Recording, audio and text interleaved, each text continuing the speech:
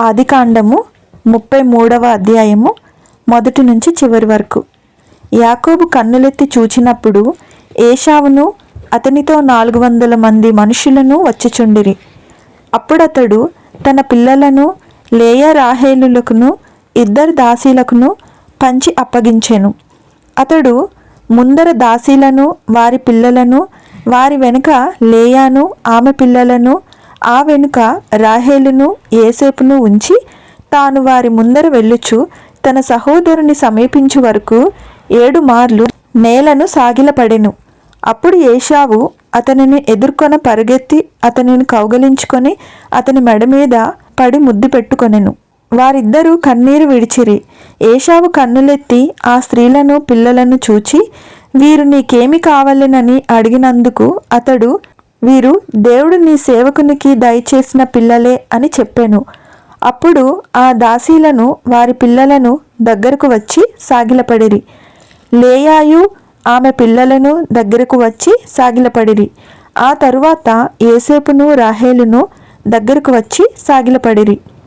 ఏశావు, నాకు ఎదురుగా వచ్చిన ఆ గుంపంతయు ఎందుకని అడుగగా అతడు, నా ప్రభువు కటాక్షము నా మీద వచ్చుటకే అని చెప్పెను.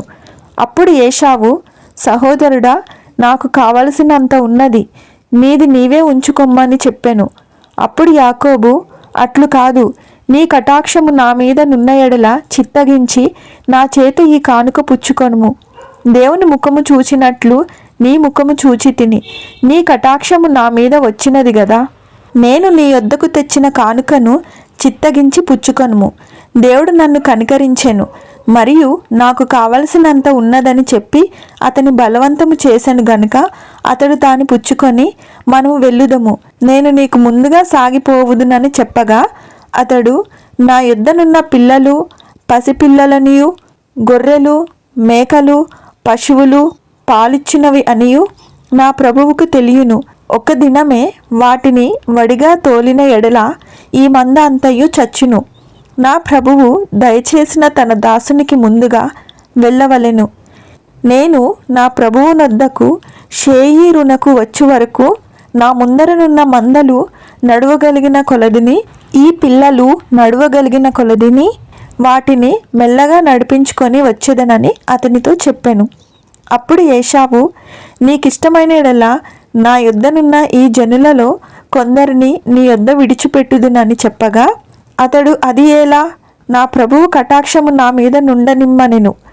ఆ దినమున ఏశావు తన త్రోవను షేయీరునకు తిరిగిపోయెను. అప్పుడు యాకోబు సుక్కోతుకు ప్రయాణమైపోయి తనకొక ఇల్లు కట్టించుకొని తన పశువులకు పాకలు వేయించెను. అందుచేత ఆ చోటికి సుక్కోతు అను పేరు పెట్టబడిను.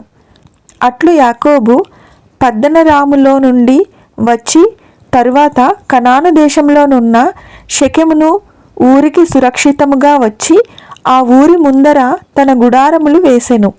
మరియు అతడు తన గుడారములు వేసిన పొలము యొక్క భాగమును షెకెము తండ్రి అయిన హమోరు కుమారుల యొద్ద 100 వరహాలకు కొని అక్కడ ఒక బలిపీఠము కట్టించి దానికి ఏల్ ఎలోహేయి ఇశ్రాయేలు అను పేరు పెట్టెను.